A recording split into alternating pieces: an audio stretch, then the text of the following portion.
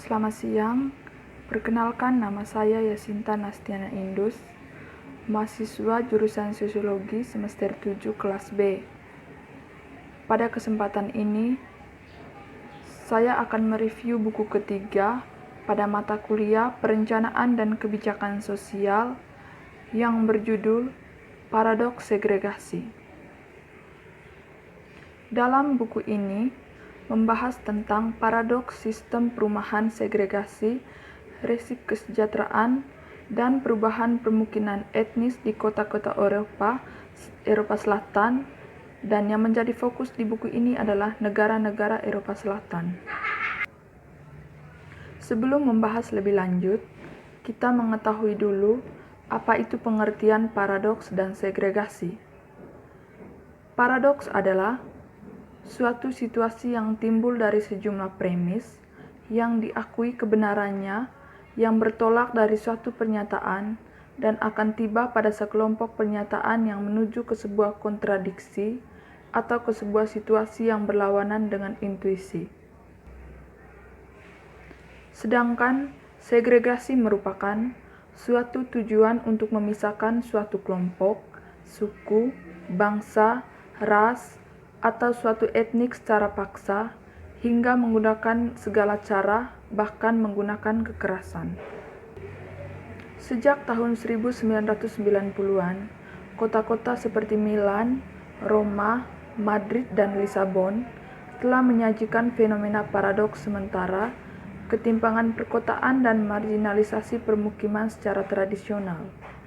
Segregasi spasial antara kelompok penduduk asli dan kelompok asing, atau kelompok rendah dan sedang. Menurut penulis buku, fenomena ini dimulai sejak tahun 1990-an dan telah menurun lebih jauh selama tahun 2000-an. Terlepas dari konsensus bahwa segregasi perumahan adalah fenomena multidimensi dan kompleks, asumsi yang disederhanakan bahwa segregasi spasial mencerminkan ketidaksetaraan sosial. Ini khususnya kasus tentang bentuk segregasi yang mengacu pada suku, kebangsaan, dan ras. Dengan kata lain, konsentrasi spasial dianggap sebagai proksi indikator pembagian sosial yang melekat pada kemiskinan, marginalisasi, atau pengecualian. Di beberapa tempat, pemisahan tempat tinggal imigran dan kelompok asli di seluruh kota wilayah metropolitannya dan beberapa lingkungan menjadi lebih beragam secara etnis dan campuran sosial. Ini sangat mencolok di Amerika Serikat. Tempat sensus terbaru mengungkapkan penurunan tak tertanding dalam pembagian spasial antara kulit putih dan kulit hitam di 53 wilayah metropolitan, terutama di kota-kota yang lama dipisahkan oleh ras, termasuk Detroit dan Chicago, dengan San Francisco menjadi salah satu kota yang paling tidak dipisahkan secara rasial di Amerika Serikat. Buku ini merangkul perdebatan ini melalui penyelidikan internasional tentang pola segregasi permukiman etnis di 8 wilayah selatan kota-kota Eropa. Misalnya, Lisbon atau Portugal, Madrid, Barcelona atau Spanyol, Roma, Milan, Turin, Genoa Italia, dan Athena Yunani dari awal tahun 1990-an hingga krisis keuangan global di akhir tahun 2000-an. Buku ini menguraikan pemahaman tentang segregasi dalam kaitannya dengan organisasi masyarakat yang lebih luas dan menyeruakan pembahasan tentang peran hubungan negara pasar dalam produksi ketimpangan perkotaan. Pemisahan adalah proses multisklar yang didorong oleh berbagai mekanisme sistemik dan faktor kontekstual, warisan dan transformasinya, dan bukan oleh kekuatan global yang tak terelakkan, perilaku individu atau logika pasar murni. Penulis buku berpendapat bahwa Cara masyarakat diorganisir dan menghasilkan, mengubah, dan mendistribusikan sumber daya memainkan peran kunci dalam sosial pembagian ruang segregasi. Dengan demikian, merupakan produk melekat dan harus dipahami dalam hubungannya dengan masyarakat luas.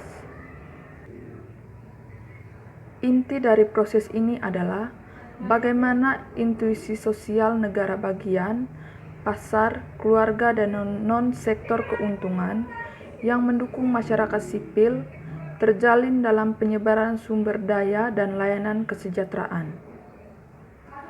Karena segregasi bersifat multisklar dan multidimensi, maka buku ini pun demikian diorganisir bersama dan berkembang melalui serangkaian analisis komparatif bab yang mengkaji pola, proses, dan penyebab pemisahan etnik di Eropa Selatan dari makro sambil menjalin dimensi kesejahteraan, perumahan, perkotaan, dan imigrasi. Pertama, perspektif skala makro memberikan dasar untuk dialog komparatif yang lebih luas di seluruh masyarakat Eropa Barat yang membedakan wilayah utara, tengah, dan selatan, dan memahami setiap konteks dalam hubungannya dengan yang lain.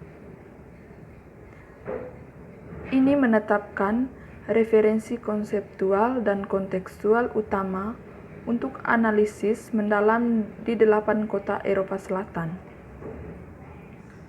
Struktur multisklar ini juga bertujuan untuk menelusuri bagaimana mekanisme yang diidentifikasikan di tingkat nasional berlaku di tingkat kota dan berkontribusi untuk membedakan kelompok sosial dan etnis secara berbeda di seluruh kota. Dalam konteks komparatif pembangunan sosial perkotaan metropolis Eropa, Malheiros mengidentifikasikan 4 ciri khas organisasi spasial etnis di kota-kota Eropa Selatan. Yang pertama yaitu kondisi perumahan yang lebih buruk. Yang kedua, tingkat informalitas yang tinggi dalam akses ke pasar real estate. Yang ketiga, tingkat segregasi spasial yang lebih rendah terkait dengan pola distribusi permukiman yang lebih kompleks. Dan yang keempat, tingkat periferal atau suburbanisasi yang lebih tinggi.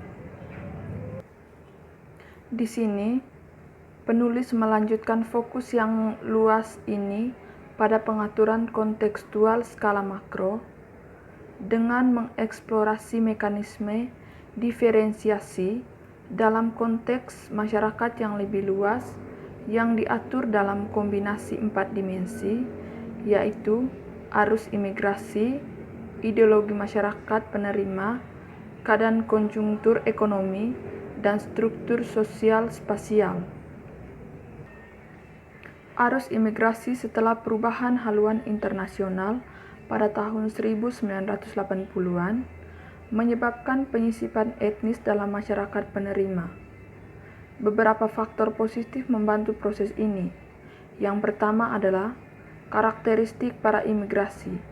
Mereka sangat beragam dalam hal pendidikan dan keterampilan, memiliki asal perkotaan, dan banyak yang termasuk dalam komunitas transnasional yang diorganisir seputaran aktivitas kewirausahaan dan proses migrasi sirkular.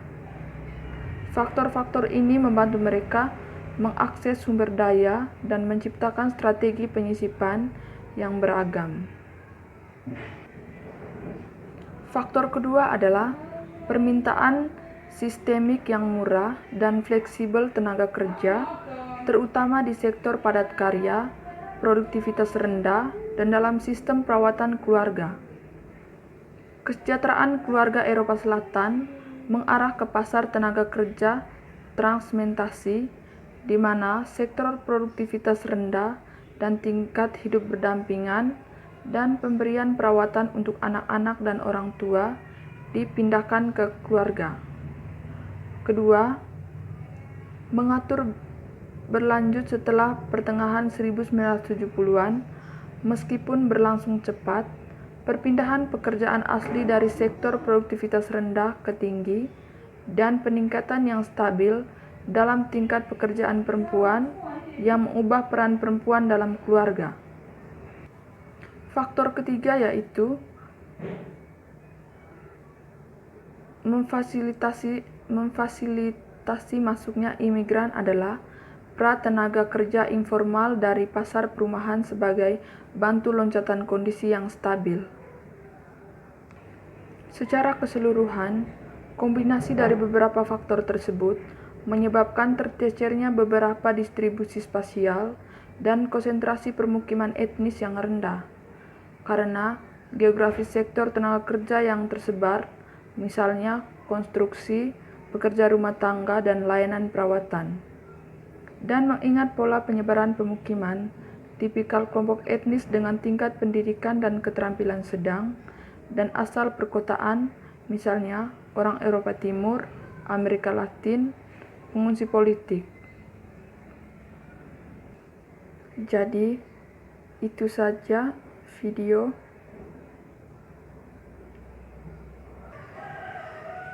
tugas ketiga pada mata kuliah Perencanaan dan Kebijakan Sosial yang berjudul Paradoks Segregasi. Sekian dan terima kasih.